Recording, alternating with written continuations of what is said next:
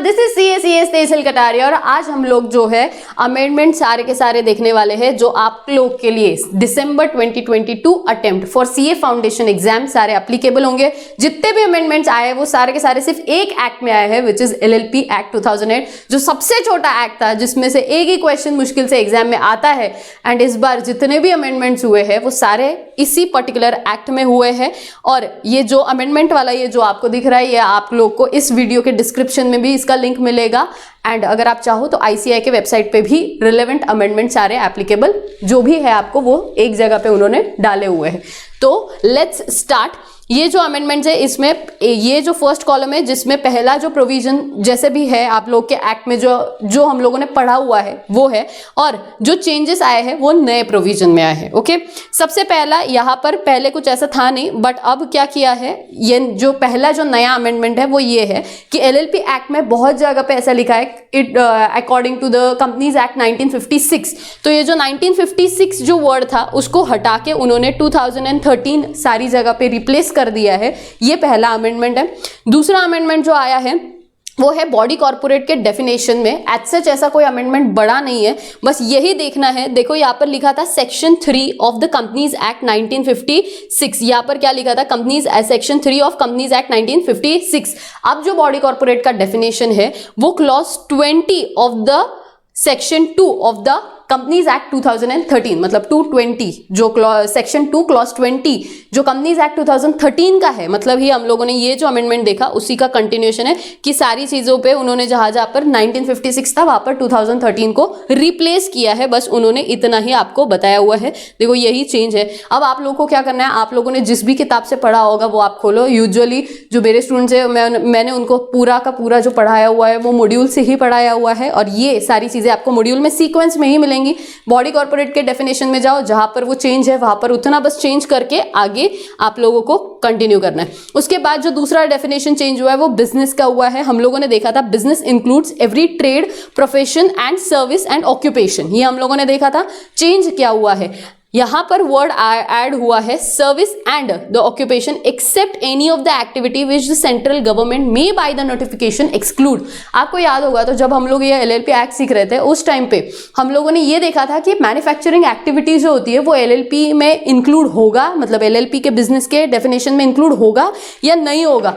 But उसमें बहुत सारा डिस्कशन किया था, तो उसी को बेस रखते हुए उसी पर्टिकुलर सेंस में आप लोग को और एक मतलब एडिशन किया है उस डेफिनेशन में कि यहाँ पर ये लिखा है कि अगर कोई भी सेंट्रल गवर्नमेंट कोई भी बिजनेस को चाहे तो नोटिफिकेशन के थ्रू मतलब एक्सक्लूड कर सकता है कि ये पर्टिकुलर जो भी बिजनेस है, प्रोफेशन है, ये LLP एक्ट मतलब LLP एक्ट के अंडर अपना एंटिटी फॉर्म नहीं कर सकते। सो बिजनेस का डेफिनेशन में थोड़ा सा चेंज आया है as compare to the old definition. अब ये नेक्स्ट चेंज आया है वो पूरा का पूरा नया है। ओके, ये बहुत इंपॉर्टेंट चेंज है, ये बहुत इंपॉर्टेंट चेंज है। ये एग्जाम में आने की पॉसिबिलिटी है क्योंकि ये ऐसा पुराना कोई ऐसा आपको रेफरेंस नहीं था, अब आया है।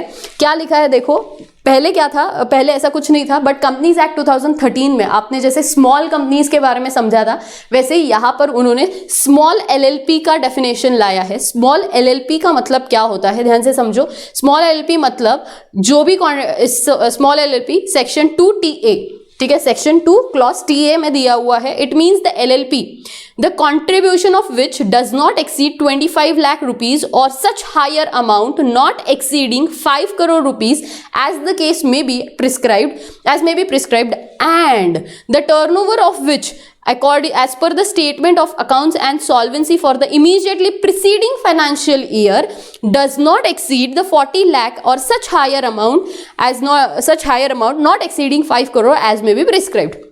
और के बाद का बाद में देखेंगे। तो यहाँ पर दो चीजें उन्होंने लिखी है, एक तो कंट्रीब्यूशन के बारे में लिखा है और दूसरा टर्नओवर। ध्यान से समझो ये एग्जैक्टली होता क्या है। जैसे स्मॉल कंपनीज में उन्होंने अपने लिमिट सेट किए थे वैसे ही LLP ने भी अपने 2 लिमिट सेट किए हुए हैं। अगर कोई भी LLP जो है LLP एज ए एंटिटी तो आपने एस्टेब्लिश कर लिया, लेकिन अगर आपको स्मॉल LLP का स्टेटस चाहिए होगा तो 2 चीजें होनी चाहिए। क्या 2 चीजें, एक तो आपका जो कंट्रीब्यूशन है, कंट्रीब्यूशन यानी कि सिर्फ आपका कैपिटल नहीं होता है। ओके, कंट्रीब्यूशन मतलब जो भी चीजें पार्टनर कंपनी में मतलब LLP में इंट्रोड्यूस करता है। It could be a tangible intangible assets, it could be any property, जितना भी पैसा वो लेके आए, जो भी कैपिटल वो लेके आए, वो सारी चीजें कंट्रीब्यूशन के डेफिनेशन में इंक्लूड होती है।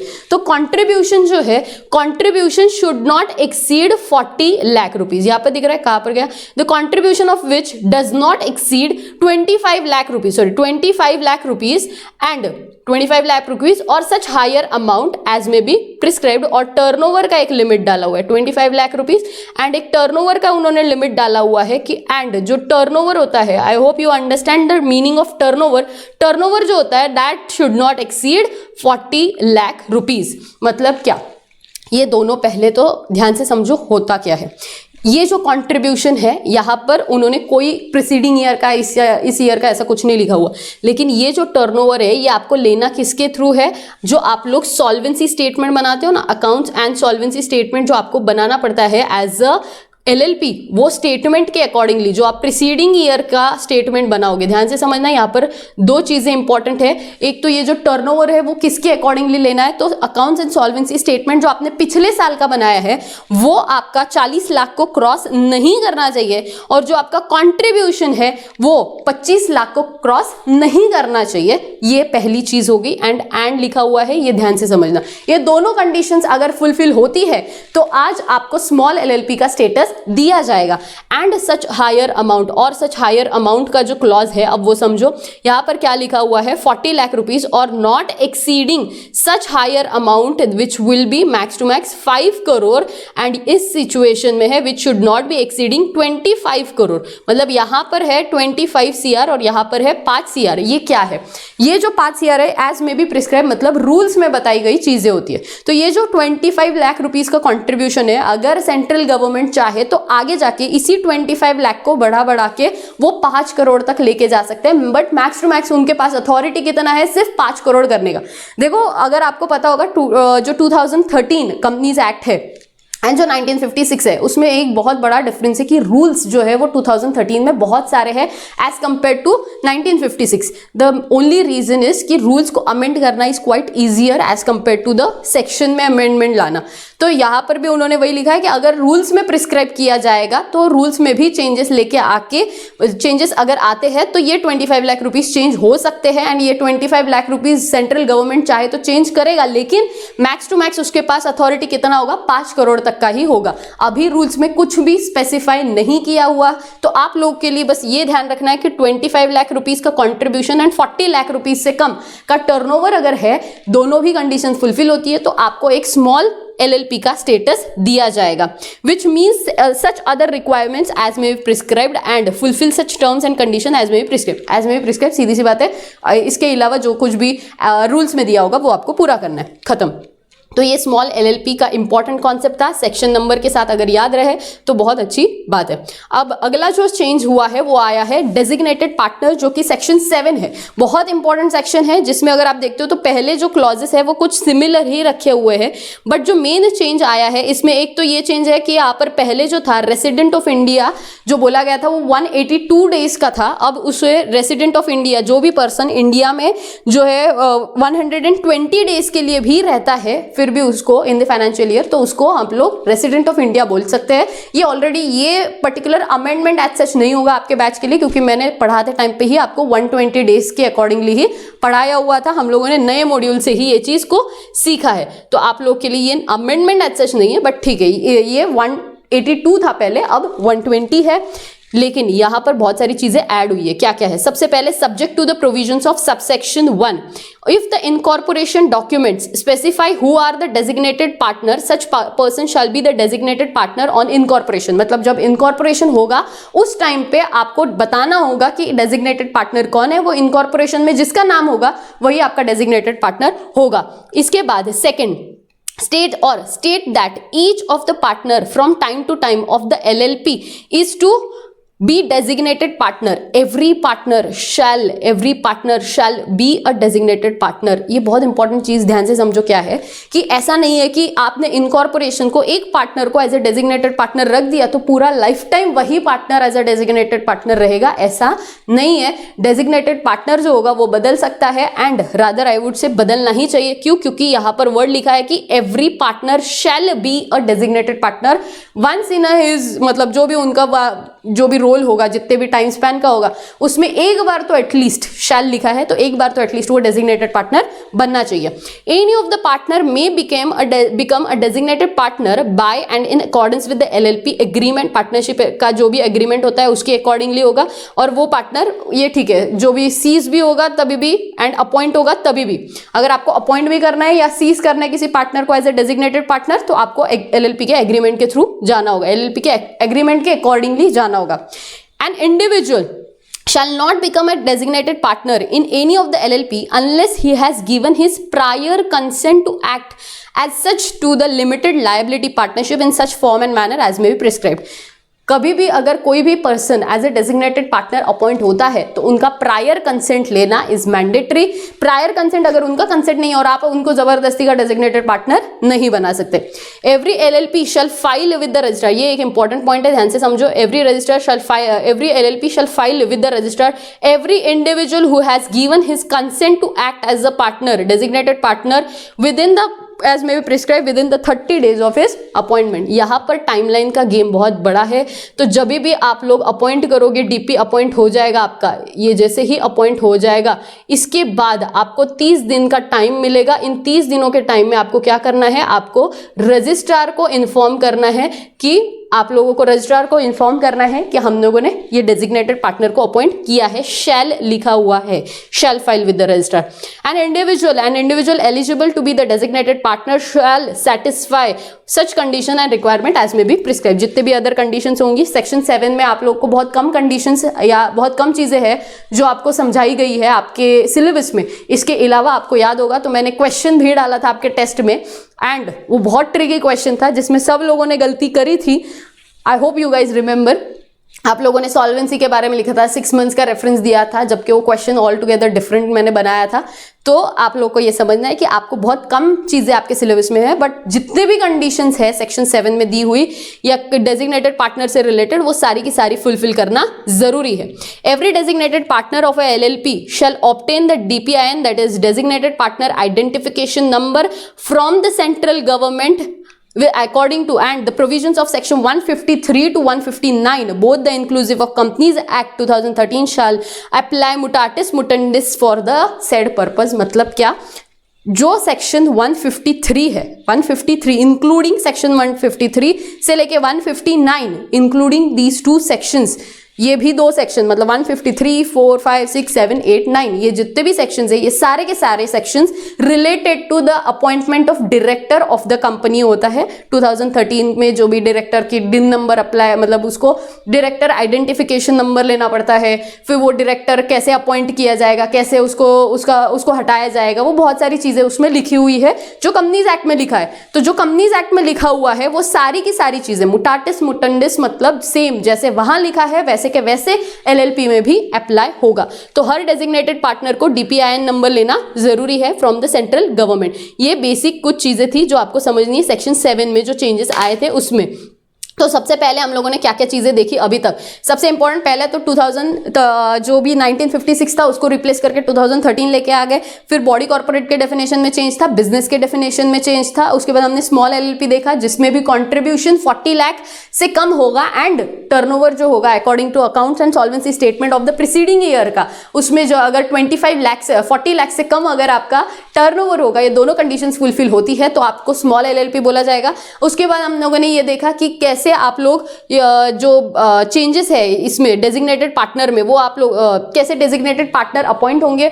हर पार्टनर को कंपलसरी आपको डेजिग्नेटेड पार्टनर बनाना होगा। अगर कोई भी मतलब डेजिग्नेटेड पार्टनर बनता है तो विद इन 30 डेज आपको रजिस्ट्रार को बताना होगा। ये टाइमलाइन याद रखना, ये या बहुत सारे टाइमलाइंस आएंगी और कंपनीज एक्ट का सेक्शन 153 से लेके 159 तक आपको एप्लीकेबल होगा भले ही आप एलएलपी क्यों ना हो।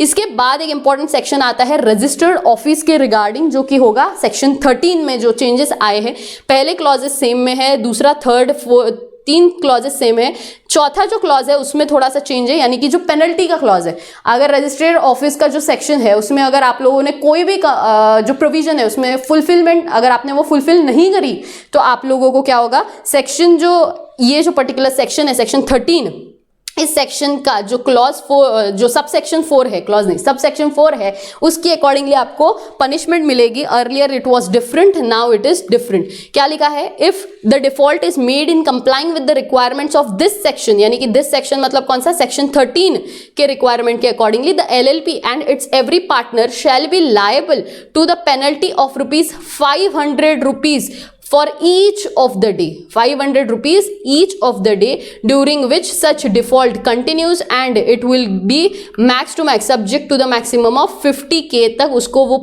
पेनल्टी देना होगा for the LLP and its every partner। मतलब ये जो पेनल्टी, अब ये पेनल्टी पे कौन करेगा, LLP भी पे करेगी एंड एवरी पार्टनर। मतलब क्या, ध्यान से समझो, एवरी पार्टनर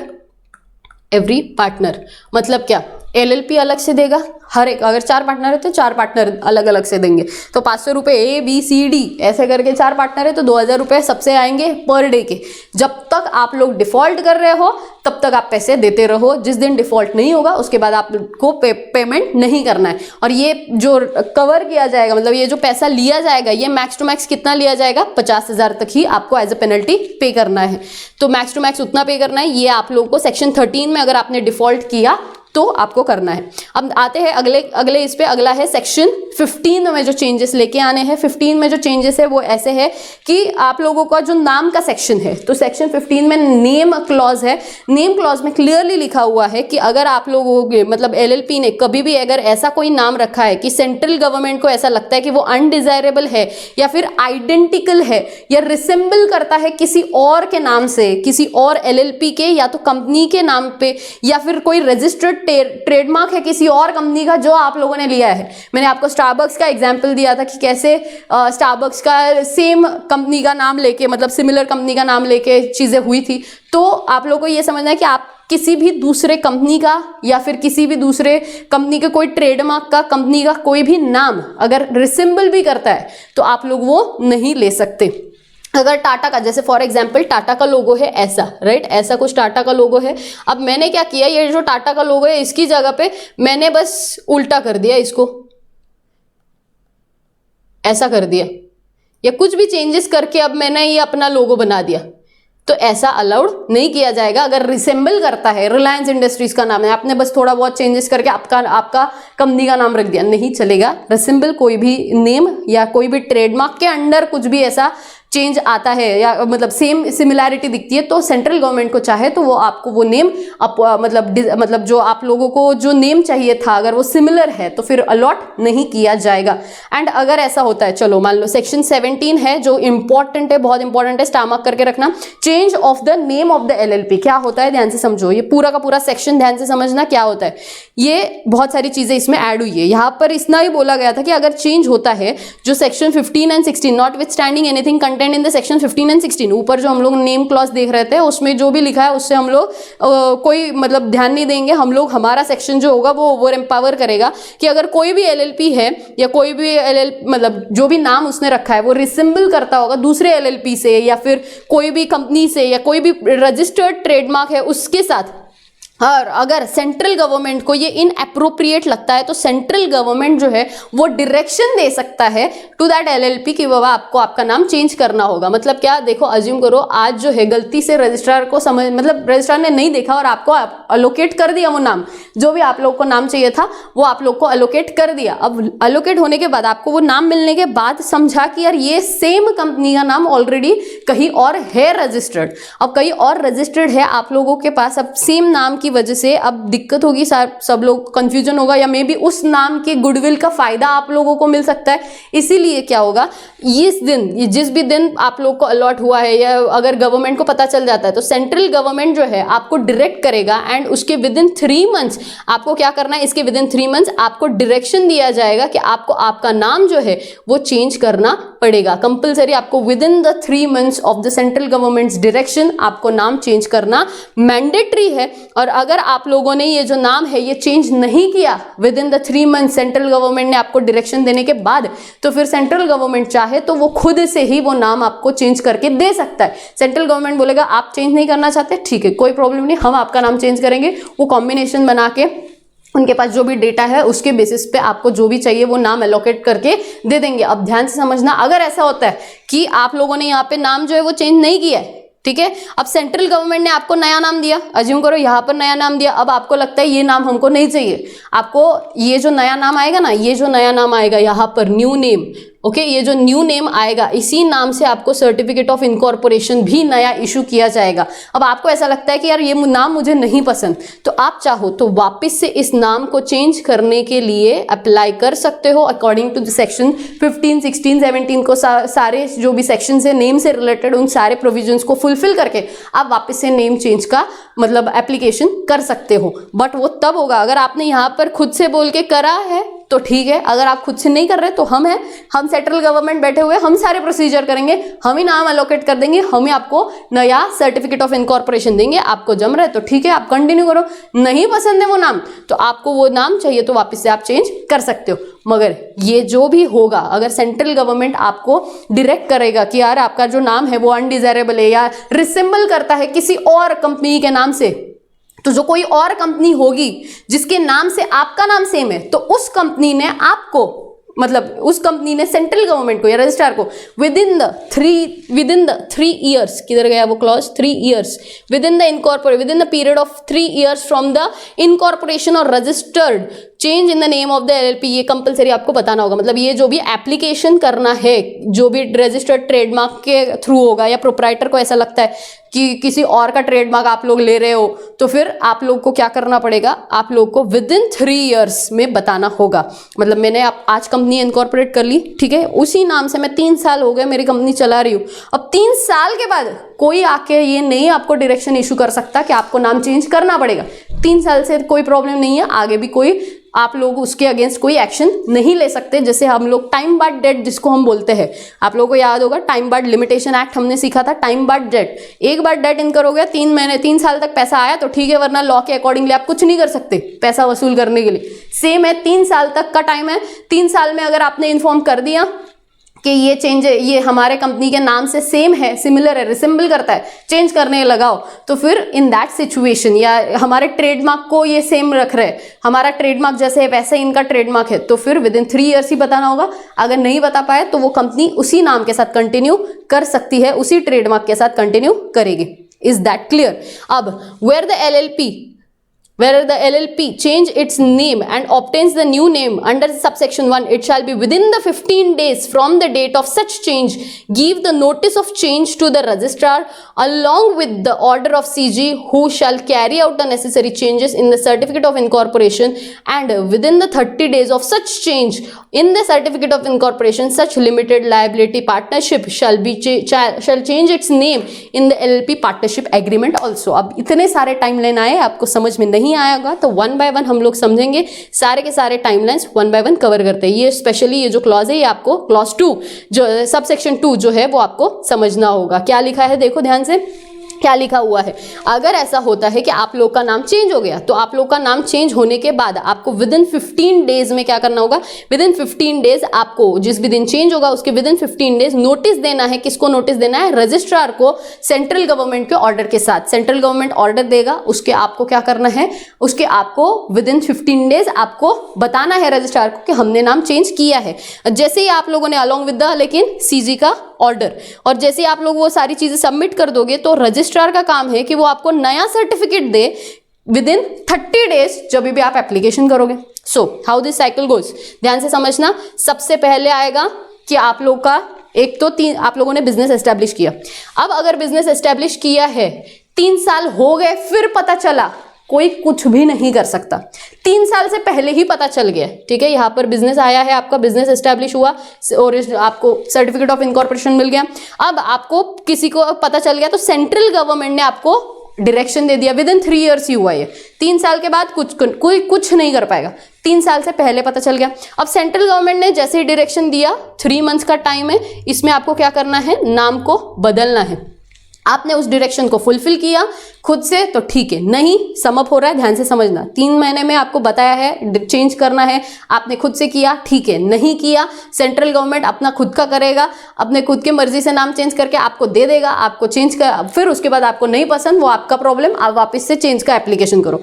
अब ये चीज हुई, यूजुअली ऐसा कोई करेगा नहीं, सेंट्रल गवर्नमेंट का नोटिफिकेशन ऑर्डर आया है तो आपको ऑब्वियस सी बात है आपको चेंज करना है। अब जब भी आप अज्यूम करो चेंज कर दोगे नाम, ओके, हम लोग अज्यूम करते हैं कि आपने नाम चेंज किया है इस पर्टिकुलर डेट पे, ठीक है, यहां पर आपने नाम चेंज किया, विद इन 3 मंथ्स आपने नाम चेंज किया, तो जब भी आप नाम चेंज करोगे उसके विद इन जब भी आप करोगे, ठीक है, आपने पहले 3 महीना खत्म होने के 1 दिन पहले भी क्यों ना किया हो, कोई फर्क नहीं पड़ता, उस दिन भी, उसके बाद के आपको 15 डेज का टाइम मिलेगा, ठीक है, 15 डेज का टाइम मिलेगा जिसमें आपको रजिस्ट्रार को बताना है कि हमने ये नाम चेंज किया है, और ये जो नाम चेंज है रजिस्ट्रार को इन्फॉर्म करना है अलोंग विद द सीजी का ऑर्डर कि हमने नाम चेंज किया है, आप हमें नया सर्टिफिकेट ऑफ इनकॉर्पोरेशन इशू करो। और जैसे रजिस्ट्रार को पता चलेगा उसके बाद 30 दिन का टाइम दिया जाएगा रजिस्ट्रार को, जिसमें वो आपको नया सर्टिफिकेट ऑफ इनकॉर्पोरेशन इशू करके देगा। तो ये पूरा टाइमलाइन इस तरीके से चलेगा। आई होप अभी आपको पूरा का पूरा जो सेक्शन है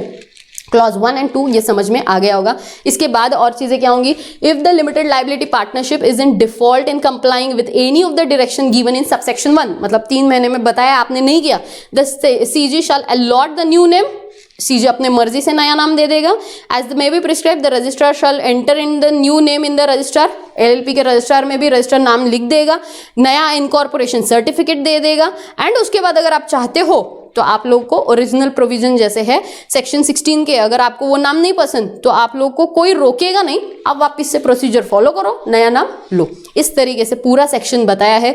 ये बहुत बड़ा क्रक्स है। टाइमलाइन ध्यान रखना, टाइमलाइन में गड़बड़ नहीं होनी चाहिए। 15 डेज का 30 कर दिया, 30 का 25, ये मत करना। एग्जाम में ध्यान से समझो। बिजनेस एस्टैब्लिश हुआ, सीजी को पता चला 3 साल में 2 बिजनेस का चेंज होने वाला है नाम, ठीक है, सीजी ने विद इन 3 ईयर्स बताया तो ठीक है, नहीं बताया तो कोई कुछ नहीं कर पाएगा। विद इन 3 ईयर्स बताया है तो आप लोगों का कैसे चलने वाला है, विद इन 3 ईयर्स बताया तो सीजी का डायरेक्शन आएगा, उसके बाद 3 महीने का टाइम है, चेंज कर लो नाम। जैसे ही चेंज कर लोगे उसके बाद 15 डेज का टाइम है, आरओसी को बताओ, फिर आरओसी के पास टाइम है कि वो सर्टिफिकेट ऑफ इनकॉर्पोरेशन इशू करेगा with in 30 days. I hope you guys remember, you will remember the section. चलो अगला है सेक्शन नंबर 25 जो आपका रजिस्ट्रेशन है of the changes in the partners. इसमें सिर्फ I guess penalty, yes penalty के क्लॉजेस बदले हुए हैं। देखो यहाँ पर जितने भी सारे सेक्शन देखो 3 सबसेक्शन सारे सेम है, 30 डेज का यहाँ पर सेम है, सबसेक्शन 3 सेम है। अब सबसेक्शन जो 4 है वो थोड़ा सा बदला हुआ है, वो ध्यान से समझो कि क्या है। दोनों सबसेक्शन में उन्होंने सेम पेनल्टी लिखा है। यहाँ पर आपको दिख रहा होगा, यहाँ पर जो पेनल्टी है 2 सबसेक्शन में वो अलग है और यहाँ पर सीधा अलग है, बस पेनल्टी बदला है। क्या बदला है देखो, if the LLP contravenes the provisions of subsection 2, the LLP of the LLP partnership, the LLP and every designated partner, every partner नहीं लिखा है, सिर्फ designated partner लिखा है। ये ध्यान से समझना, यहाँ पर चेंज बहुत इंपॉर्टेंट है। every designated partner, अगर मेरे जैसा कोई होगा वो जानबूझ के ऐसे ही पर्टिकुलर सेक्शन पे क्वेश्चन निकालेगा और फिर वहां पर लिख देगा every partner। तो आपको समझ जाना चाहिए कि ये जो है मतलब सबसेक्शन 2 से रिलेटेड चीजें। सबसेक्शन 2 मतलब कौन सा है, ये वाला सबसेक्शन ये वाला, ठीक है, ये जो सबसेक्शन 2 है ये, कि जहां पर एलएलपी ने कोई भी पार्टनर का जो नाम होता है, एड्रेस होता है, वो चेंज होने के बाद आरओसी को बताना होता है विद इन 30 डेज। ये वाला जो क्लॉज है, अगर ये फुलफिल नहीं किया आपने, आरओसी को नहीं बताया है, तो फिर हर एलएलपी को हर डेजिग्नेटेड पार्टनर को 10,000 रुपए देने हैं। If the contravention referred in the subsection 1 then made by any of the partner of the LLP, such partner मतलब क्या, पहले तो क्लॉज 1 में क्या लिखा हुआ है वो देखो। क्लॉज 1 बोलता है every partner shall inform the LLP of any changes in the name and address within 15 days. मतलब एवरी पार्टनर जो होता है, हर पार्टनर LLP को 15 दिन में बताएगा कि मेरे घर का एड्रेस चेंज हुआ है या मेरा नाम चेंज हुआ है, मतलब स्पेलिंग वगैरह चेंज करते हैं ना लोग, वैसा। तो जो भी चेंजेस हुए वो आपको बताने हैं। अब अगर जो भी पार्टनर ये नहीं बताएगा उस पार्टनर को 10,000 है। ये यहां पर लिखा हुआ है, कहां पर, ये वाले क्लॉज में, ठीक है। तो यहां पर सबसेक्शन 1 है, यहां पर सबसेक्शन 2 है। सबसेक्शन 2 एलएलपी को आरओसी को इन्फॉर्म करना है, उसके बारे में बोला है। तो एलएलपी एंड डेजिग्नेटेड पार्टनर को पेनल्टी 10,000 का under subsection 4 and under subsection 5 जो सबसेक्शन 1 है इसका मतलब क्या, कौन सा, जहां पर हर पार्टनर को बताना है, इसी पर्टिकुलर इसका ही सबसेक्शन की बात हो रही है। तो ये जो सेक्शन है उसका जो सबसेक्शन है उसी की बात हो रही है। तो अगर वो नहीं किया है तो हर पार्टनर को 10,000 रुपए देने हैं। ये इसमें चेंज आया है। इसके बाद आते हैं सेक्शन नंबर 30 जो कि है फ्रॉड के केस में।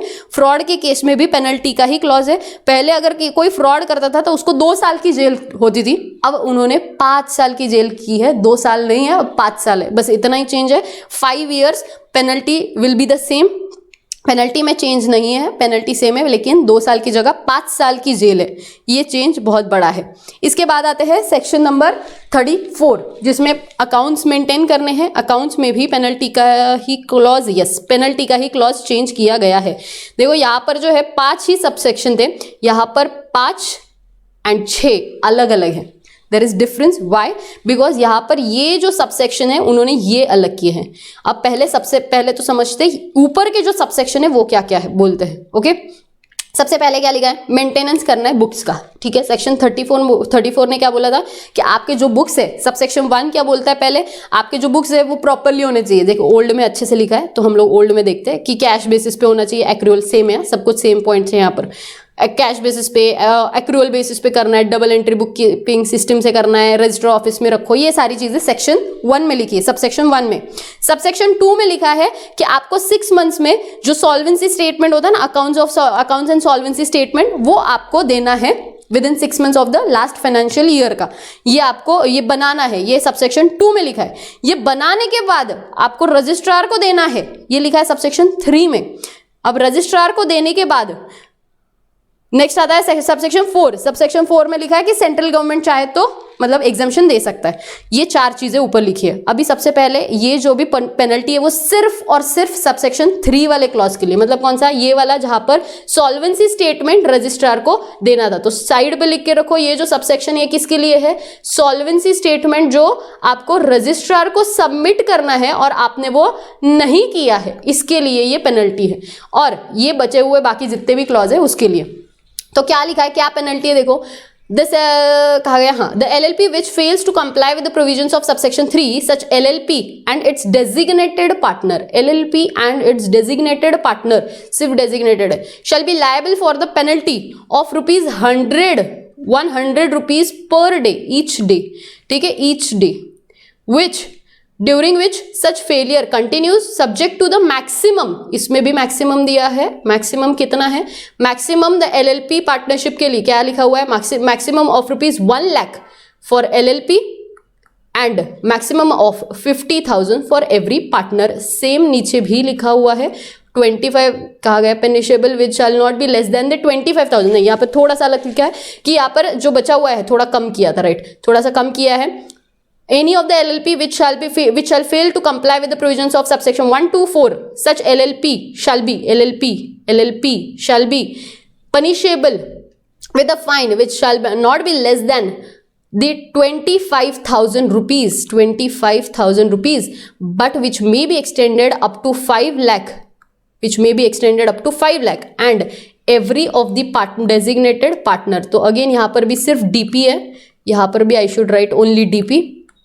जो DP है of such limited shall be punishable with the fine which shall not be less than 10,000 and which may be extended up to 1 lakh. तो आपको समझना क्या है, 2 चीजें होंगी, सम अप कर रही हूँ, साइड पे ये सारी चीजें कंपलसरी लिखनी है।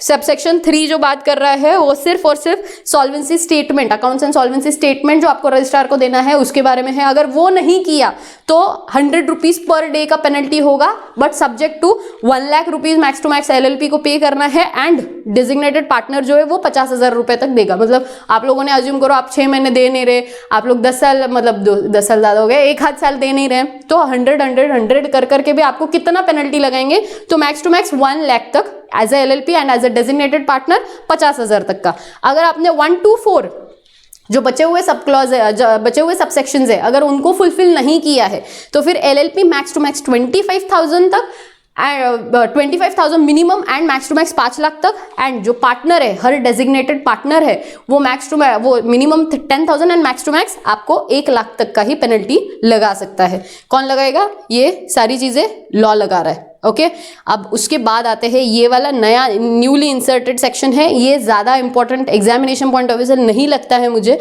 बट यस इसमें सिर्फ इतना बोला है कि एक नेफ्रा करके एक इंस्टीट्यूट, एक क्या बोल सकते हो कि एक बॉडी है, नेशनल फाइनेंशियल रिपोर्टिंग अथॉरिटी, जो सेंट्रल गवर्नमेंट ने बनाई हुई है under section 132 of companies act, जो स्पेशली जो अकाउंटिंग स्टैंडर्ड्स होते हैं आपके या स्टैंडर्ड्स ऑन ऑडिटिंग होते हैं वो बनाता है। तो अगर ये नेफ्रा चाहे तो आपको जो भी अकाउंटिंग स्टैंडर्ड्स उनको लगते हैं वो आपको एप्लीकेबल कर सकता है, even though you are a LLP। ये कंपनीज एक्ट का प्रोविजन है बट आपको एप्लीकेबल हो सकता है अगर नेफ्रा चाहे तो। बस इतना ही बोला है, बाकी कोई बिग डील नहीं है। नेक्स्ट सेक्शन 35 एनुअल रिटर्न में चेंजेस आए हुए हैं। क्या है आपको पता है, 60 डेज में आपको एनुअल रिटर्न देना है, ये सेम है। उसके बाद यहाँ पर 2 पेनल्टीज के सेक्शन थे, अब उन्होंने एक ही किया हुआ है, एक ही पेनल्टी का सेक्शन क्लब करके डाला हुआ है। क्या लिखा है, बहुत सारे चेंजेस जो है वो पेनल्टीज में ही आए हैं। तो मैं कभी भी आपको ये नहीं बोलती हूँ कि आप पेनल्टीज याद रखो, लेकिन बिकॉज अमेंडमेंट आए हैं तो एटलीस्ट जितना अमेंड हुआ है उस सारे पेनल्टीज आप याद कर लोगे तो आप शायद पोजिशन, आप बेनिफिशियल पोजीशन में रह सकते हो। तो मेक श्योर कि आप लोग याद कर लो। क्या लिखा है, if any of the LLP fails to file its annual return under the subsection 1 before the expiry of such specified period, मतलब 60 डेज का जो टाइम है फाइनेंशियल ईयर क्लोज होने के बाद का, अगर आपने वो नहीं किया तो आपको क्या होगा, designated partner, the LLP and the designated partner shall pay the penalty of ₹100 each day, 100 rupees each day, ये ऊपर भी था हमें, 100 रुपीज ईच डे, 100 रुपये पर दिन। एंड अगर वो कंटिन्यू हुआ तो max to max 1 lakh rupees LLP को एंड 50,000 डेजिग्नेटेड पार्टनर को। ये ऊपर था, सेम पेनल्टी यहाँ पर भी उन्होंने दिया हुआ है कि अगर डेजिग्नेटेड पार्टनर है तो 50,000 तक का ही फाइन होगा, LLP के लिए 1 लाख तक का, जब तक आप ये कंटिन्यू करते हो डिफॉल्ट तब तक के लिए, एंड 100 रुपीज ईच डे। ये 3 चीजें यहाँ पर लिखी थी, ठीक है। अब उसके बाद जो अगला चेंज आया है वो क्या है, इसके बाद ये साइड पे लिख के रखो ताकि आपको पूरा का पूरा अगली बार पढ़ना ना पड़े, आपको क्विकली एक बार गो थ्रू किया तो आपको याद हो जाता है अगर साइड पे लिखा हुआ होगा ऐसा कुछ तो। अब अगला क्या है, सेक्शन 67 ABC, ये नया आया हुआ है, ये पहले नहीं था, ध्यान से समझो है क्या।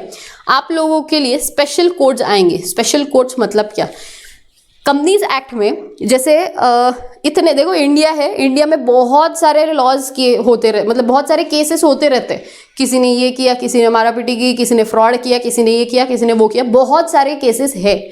तो स्पेसिफिकली ये सोच के कंपनीज से रिलेटेड जो केसेस हैं उनको अलग किया गया था, एंड NCLT करके एक इंस्टीट्यूशन नहीं बोल सकते, एक कोर्ट टाइप मतलब उन्होंने एस्टैब्लिश किया गवर्नमेंट ने। एंड जो NCLT है वो क्विकली मतलब स्पीडी ट्रायल्स करता है। स्पीडी ट्रायल मतलब क्या, ट्रायल मतलब वैसा नहीं कि पसंद आए तो लेना वाला ट्रायल, ट्रायल मतलब जो आपको कोर्ट में बुलाते हैं ना, कोर्ट में बुलाते हैं, सुनवाई करते हैं, उसको ट्रायल बोलते हैं। तो आपके स्पीडी ट्रायल के लिए जो NCLT को एस्टैब्लिश किया था कंपनीज एक्ट के अंडर, वैसे ही LLP में भी ये रिक्वायरमेंट है।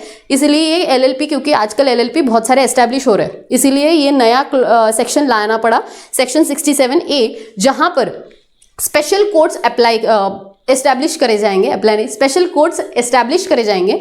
आपको हर बार हाई कोर्ट, सुप्रीम कोर्ट या ऐसे हर जगह जाने की जरूरत नहीं। स्पेसिफिकली LLP से रिलेटेड आपके केसेस है तो पहले आप लोग स्पीडी, अगर आपको चाहते हैं कि आपका जो मतलब तामझाम नहीं चाहिए, आपको बस आना है, आपको बताना है कि ये मेरा पॉइंट है, ये इसका पॉइंट है, आप सॉल्व करके दे दो, तो ये क्विकली आपका सॉल्व होने के लिए स्पेशल कोर्ट्स को अब मतलब वो एस्टैब्लिश करेंगे। अब स्पेशल कोर्ट्स जो है वो कौन एस्टैब्लिश करेगा, सेंट्रल गवर्नमेंट। जितने भी LLP के अंडर जितने भी कांड होंगे उन सारे लोगों के लिए स्पेशल कोर्ट्स होंगे। ये जो स्पेशल कोर्ट होंगे इसमें कौन कौन होगा, एक सबसे पहले तो सिंगल जज होगा, जो भी सेशन जज जिसको आप बोल सकते हो। अगर ऐसा है कि आपका जो भी मतलब जो पनिशेबल ऑफेंस आपका ऐसा है कि जहां पर आपको जेल में आपको जाने की जो सजा होगी वो 3 साल से ज्यादा की है, तो यहाँ पर एडिशनल जज भी आ सकता है। अब ये जो एडिशनल जज है, सिंगल सेशन जज है, या नीचे जाके आपको मिलेगा एक मैजिस्ट्रेट जज, तो ये सारी चीजें क्या है वो समझो। दिस इज नथिंग बट, जैसे कॉर्पोरेट में लोअर लेवल होता है, फिर मिडिल लेवल मैनेजमेंट होता है, फिर टॉप लेवल लेवल होता है, मतलब इन शॉर्ट कोई बहुत नीचे फैक्ट्री लेवल पे, वेजेस लेवल पे काम करता है, फिर कोई ऑफिस में एज ए एनालिस्ट जाता है, फिर senior analyst, manager, assistant manager, deputy manager, फिर ऊपर सीईओ, सीएफओ, एमडी। ये जो हायरार्की होती है वैसे ही इनमें भी हायरार्कीज होती है। आपको एक प्रॉपर क्वालिफिकेशन होना चाहिए अगर आपको इस कोर्ट का जज बनना है तो एक सेशन जज होगा जो कि एक सिंगल जज, जो कि एक सेशन जज होगा, या तो फिर यहाँ पर आप सिंगल जज या सेशन जज बोलो, सेशन जज होगा। एंड एडिशनल या फिर एडिशनल जज हो सकता है, जहां पर अंडर द, देखो, सिंगल सेशन जज और द एडिशनल जज in case the offence is punishable under this act with the imprisonment of 3 years और मोर। उससे ज्यादा का है, 3 साल से ज्यादा का, तो वो होंगे। एंड मैजिस्ट्रेट, मेट्रोपॉलिटन मैजिस्ट्रेट होते हैं या तो जुडिशियल मैजिस्ट्रेट होते हैं। मैजिस्ट्रेट इज नथिंग बट छोटे लेवल पे जो केस सॉल्व करते हैं उनको मैजिस्ट्रेट बोलते हैं। तो ये जो मेट्रोपॉलिटन या जुडिशियल मैजिस्ट्रेट लेवल के जो होंगे, फर्स्ट क्लास वाले जो लोग होंगे, जो central government chief justice of high court के साथ डिसाइड करके अपॉइंट करेगा। मतलब कौन है, सीजी अपॉइंट कर रहा है अलोंग विथ कौन, chief justice of high court. ठीक है, इन दोनों का डिसीजन होगा कि कौन आएगा एज अ मैजिस्ट्रेट जज। तो ये जो मेट्रोपॉलिटन मैजिस्ट्रेट या जुडिशियल मैजिस्ट्रेट होंगे, इनको अपॉइंट किया जाएगा जो आपके स्पीडी ट्रायल्स के लिए आएंगे इन दी स्पेशल कोर्ट्स। अगर ऐसा है, अभी देखो एलएलपी अभी ये प्रोविजन आया है, तो अभी तक तो स्पेशल कोर्ट अपॉइंट मतलब एस्टैब्लिश नहीं होंगे in the India. Under the LLP act के स्पेशल कोर्ट्स एस्टैब्लिश नहीं है। तो जो सेक्शन 435 है कंपनीज एक्ट का, ये ऑलरेडी आ चुका था बहुत पहले। तो स्पेशल एक्ट के स्पेशल कोर्ट जो कंपनीज एक्ट के लिए है, वही स्पेशल कोर्ट इस वक्त एलएलपी के एक्ट के लिए भी एप्लीकेबल होंगे। मतलब आप चाहो तो जो स्पेशल कोर्ट्स इस वक्त कंपनीज एक्ट के अंडर रजिस्टर हो चुके हैं, उन सबको आप लोग यूज कर सकते हो फॉर एलएलपी एक्ट के जो भी पनिशमेंट, जो भी आपके प्रोविजंस, जो भी आपके प्रॉब्लम्स है, उनको सॉल्व करने के लिए। अब इन सारे सिचुएशंस में ये जितने भी ये जो भी सेशन जज आएंगे कोर्ट के लिए, तो ये जितने भी लोग आएंगे, ये सब लोगों का ऐसा है कि अगर ऐसा वो चाहे कि वो समरी ट्रायल ले सकते। समरी मतलब क्या, एकदम शॉर्ट में क्विकली डन हो गया। 1 साल की जेल मुश्किल से हो सकती है यार, इतना बड़ा कोई केस नहीं है, बस ठीक है 2 लोगों के झगड़े हैं, तो बहुत बड़ा कुछ इशू नहीं है, 1 साल की ज्यादा से ज्यादा पनिशमेंट हो सकती है। तो फिर वो आप चाहो तो समरी ट्रायल मतलब शॉर्ट में निपटा के खत्म कर सकते हो। लेकिन अब ऐसा हुआ, आपने उसको समरी ट्रायल में डाल दिया। ठीक है, आप लोगों ने समरी ट्रायल में सारी सुनवाई स्टार्ट करी, फिर आपको ऐसा लगा यार नहीं ये प्रॉब्लम है, इसमें ये समरी में नहीं हो सकता, इसमें जो इम्प्रिजनमेंट हो सकती है वो 1 साल से ज्यादा की है। तो आपको क्या करना पड़ेगा, सबसे पहले जो भी ये जज लोग होंगे, वो सबसे पहले वो समरी ट्रायल को कन्वर्ट कर देंगे इनटू रेगुलर ट्रायल, और फिर वो रेगुलर ट्रायल में जितनी साल की भी जेल हो सकती है या जो भी पनिशमेंट होगा, जैसे भी वो प्रोसीजर होंगी, वो फॉलो करी जाएगी। तो ये कुछ चीजें इन्होंने यहाँ पर सेक्शन नंबर 67 ABC में मिला के लिखी हुई है। देखो यहाँ पर ये लिखा हुआ है, लेट मी जस्ट रीड, जो हम लोगों ने स्किप किया बीच का वो पढ़ लेते हैं। देखो क्या क्या चीजें लिखी है, ये तो ठीक है, ये मैंने बता दिया। इस वक्त जो कंपनीज एक्ट के अंडर जो स्पेशल कोड्स है वही एप्लीकेबल होंगे इस वक्त। तो provided further that notwithstanding anything contained in the Code of Criminal Procedures 1973, any offence is committed under this act which is triable by the special court until the special court is established under this act. The Companies Act 2013 be tried by the court of the session or the court of metropolitan magistrate or the judicial magistrate of the first class as the case may be exercising jurisdiction over the area। मतलब क्या कि आपके area में हर area wise special courts होते हैं, और इतना ही नहीं, हर एरिया में एक एक स्पेशल कोर्ट्स। इतना ही नहीं कि वो एक क्या बोल सकते हो आप, जैसे महाराष्ट्र स्टेट है तो महाराष्ट्र स्टेट में ही एक से ज्यादा हर सिटी में अलग स्पेशल कोर्ट्स हो सकते हैं, हर विलेज में हो सकते हैं, ऐसा पॉसिबल है। तो अगर ऐसा है कि बहुत सारे क्या बोल सकते हो आप स्पेशल कोर्ट्स है, बहुत सारे स्पेशल कोर्ट्स है, अब कौन से स्पेशल कोर्ट्स में आपको जाना है? सबसे पहला तो आपका जहां पर रजिस्ट्रार ऑफिस होगा, उसी रजिस्ट्रार ऑफिस के एरिया का ही आपको स्पेशल कोर्ट लेना है। अब उस एरिया में अज्यूम करते हैं महाराष्ट्र में है आपका रजिस्ट्रार ऑफिस, भले ही आपके ब्रांचेस ऑल ओवर इंडिया हो, लेकिन आपका ऑफिस कहाँ है, रजिस्ट्रार ऑफिस महाराष्ट्र में। तो आपका जो महाराष्ट्र में रजिस्ट्रार ऑफिस है, तो महाराष्ट्र में 4 कोर्ट्स है स्पेशल कोर्ट्स। अब इन चारों में से कौन सा होगा आपका स्पेशल कोर्ट्स, वो ऑलरेडी हाई कोर्ट आपको बता देगा। ये आगे लिखा हुआ है, क्या लिखा है देखो, Section 67B, notwithstanding anything contained in the Code of Criminal Procedures 1973, all the offences specified under the subsection 1 of the Section 67A, मतलब जो हम लोगों ने देखा स्पेशल जज को स्पेशल कोर्ट को एस्टैब्लिश करके जो मैजिस्ट्रेट जज होंगे, एडिशनल जज होंगे, ऐसा इम्प्रिजनमेंट देंगे, ये सारी जितनी भी चीज़ें हुई है ऊपर, जितने भी ट्रायल्स होंगे, in which the special court established or the shall be triable only by the special courts established or the designated area in which the registered office of the LLP is situated in relation with which the offence is committed, or where there is more than one special court for such area by such one of them as may be specified by the high court concerned. High court बताएगा अगर आपके registered office में एक से ज़्यादा के area जो है उसमें एक से ज़्यादा स्पेशल कोर्ट्स है तो कौन सा आपके लिए. While trying for an offence under this act, a special court may also try an offence other than the offence under this act which may be accused under the Criminal Procedures 1973 be charged at the same trial. मतलब in short LLP act, companies act और ये criminal procedure 1973 जो है, इन सब के लिए special court आप चाहो तो सेम रख सकते हो. Notwithstanding anything contained in the Code of Criminal Procedure 1973, the special court may, if it thinks fit, try a summary way. Summary way मैंने क्या बोला, summary में ट्रायल करके खत्म करना है, लेकिन ये summary way कब होगा? Any offence under this act which is punishable with the imprisonment for not exceeding the 3 years. Yes, 3 years. नीचे 1 year भी है, 1 मिनट, नीचे 1 year भी है, 3 years. Provided that in case of any conviction in the summary trial, no sentence of the imprisonment for a term exceeding 1 year shall be passed. क्या काम है, max to max 3 साल तक का ही अगर होता है, मतलब ऐसा लगता है कि 3 साल तक का ही इसको पनिशेबल ऑफेंस हो सकता है तो आप समरी में जाओ. लेकिन जब समरी में आप सेंटेंस दोगे, मतलब समरी में जब आप उसको पनिशमेंट दे रहे हो तो जेल सिर्फ 1 साल की ही आप दे सकते हो, उससे ज़्यादा की नहीं दे सकते. Provided further that when at the commencement of और in the course of the summary trial it appears to the special court that the nature of the case, मतलब ये स्पेशल कोर्ट को ऐसा लगा कि केस जो है वो ऐसा नेचर का है, for the sentence, the nature of the case is such that the sentence imprisonment term exceeding the 1 year may have to be passed, or that it is for any other reason undesirable to try the summary trial for summarily. The special court shall, after hearing the parties, record an order to that effect and thereafter recall any witness who may have been examined or processed to hear or rehear for the case in the accordance with the procedures of the regular trial. इतना सब कुछ बोलने के बाद इतना ही बोलना है कि अगर समरी ट्रायल में ऐसा होता है कि आपको लगता है 1 साल से ज़्यादा की पनिशमेंट है तो आपको उसको कन्वर्ट करना होगा रेगुलर ट्रायल में, और जितने भी विटनेस आके गए हैं उनको आप वापस रीट्रायल के लिए बुला सकते हो. इसके अलावा सेक्शन 67A है अपील एंड रिवीजन का. It is nothing but the high court में exercise so far as may be applicable all the powers जो भी कन्फर्ड किए हुए हैं वो सारे हाई कोर्ट एक्सरसाइज यहाँ पर कर सकता है इस ज्यूरिसडिक्शन के लिए. ये ठीक है, सेशन के टाइम पे वो लोकल लिमिट्स के अकॉर्डिंगली वो कर सकते हैं. इसके बाद जो अगला है, लास्ट है शायद से ये, section 68A newly inserted registration offices. क्या क्या लिखा है देखो.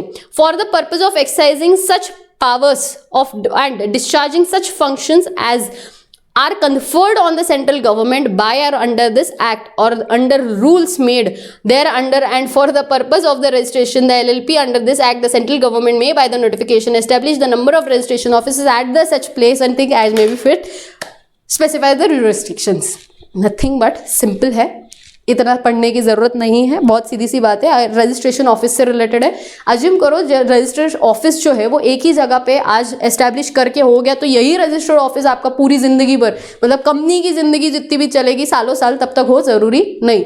अगर चाहे तो मुंबई में ऑफिस बनाओ आपका रजिस्टर्ड, आप चाहो तो मुंबई से शिफ्ट करके दिल्ली में लेके जाओ, दिल्ली से शिफ्ट करके अहमदाबाद में लेके जाओ, आप वो चीज़ कर सकते हो. यही उन्होंने बोला है कि आप लोग के पास ये पावर है, सेंट्रल गवर्नमेंट ने दी हुई, कि आपको आपका जो भी रजिस्टर्ड ऑफिस है आप वो चेंज कर सकते हो जहाँ पर भी चाहे. उसके अकॉर्डिंगली सेंट्रल गवर्नमेंट अपॉइंट करेगा रजिस्ट्रार जो भी है. इस पर क्वेश्चन नहीं आने वाला आपको, ये ज़्यादा इंपॉर्टेंट नहीं है. ये सेक्शन में कुछ लिखा हुआ है सच नहीं जिस पे क्वेश्चन कर सकते हैं. एंड ये जो लास्ट सेक्शन है सेक्शन 69 जो कि आपको बोला गया है, आप लोग को याद होगा 300 डेज हमने बहुत ध्यान से समझा था उस टाइम पे कि अगर आप लोग एनुअल रिटर्न या कोई भी डॉक्यूमेंट सबमिट नहीं करते हो तो आपको एडिशनल फी पे करनी होगी एंड विद इन 300 डेज आपका जो भी ड्यू डेट है उसके 300 दिन में आपको वो पूरा करना था। वो क्लॉज उन्होंने हटा दिया है। उन्होंने सिर्फ इतना लिखा है, एनी डॉक्यूमेंट और return required to be registered और filed under this act with the registrar, जो भी डॉक्यूमेंट आपको सबमिट करना है रजिस्ट्रार को, if it is not registered और filed with in the time provided therein, मतलब जो भी टाइम लिमिट दिया हुआ है हर पर्टिकुलर सेक्शन में उसमें आपने फाइल नहीं किया है, then on the payment of additional fees as may be prescribed in the addition to any of the fees is payable for the filing of such document or return, provided that such document or return shall be filed after the due date of filing without prejudice to any other action or the liability under this act। मतलब क्या, ऐसा कुछ आपको जबरदस्ती का extra कोई penalty extra कोई action नहीं लेंगे आपके अगेंस्ट, बट आपको एडिशनल जो भी फीस होंगी पेनल्टी के तौर पे या ऐसा बोल सकते हो आप, तो ये जो भी एडिशनल फी होगी आप लोग को वो एडिशनल फी पे करके आपको वो डॉक्यूमेंट को देना होगा, सबमिट करना होगा। जो पहले 300 दिन था वो जो 300 दिन है वो यहाँ से हटाया है। अब यहाँ पर कोई भी टाइम लिमिट नहीं है, बस ये बोला है आपको डॉक्यूमेंट सबमिट करने के लिए एडिशनल फी देना है, बात खत्म। और इसी के साथ हमारा जो रिविजन है, जो हमारा अमेंडमेंट है वो सारा कंप्लीट हो जाता है। बहुत सारे अमेंडमेंट आए हैं लेकिन सिर्फ और सिर्फ LLP एक्ट में, तो मेक श्योर कि आप इस बार LLP एक्ट बहुत अच्छे से करके जाना, क्योंकि इस पे एग्जाम में क्वेश्चन आ सकते हैं।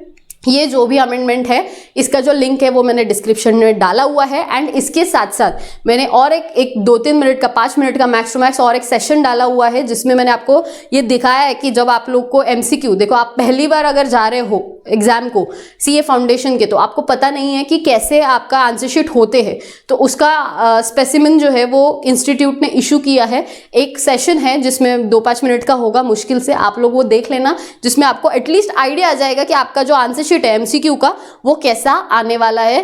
तो you will be prepared in that way mentally जाते टाइम पे कि आप हमें इस तरीके से जो है वो सारा जो भी आंसर शीट है उसको डिटेल वैसे आपको सबमिट करने हैं, ठीक है। So see you in the next session.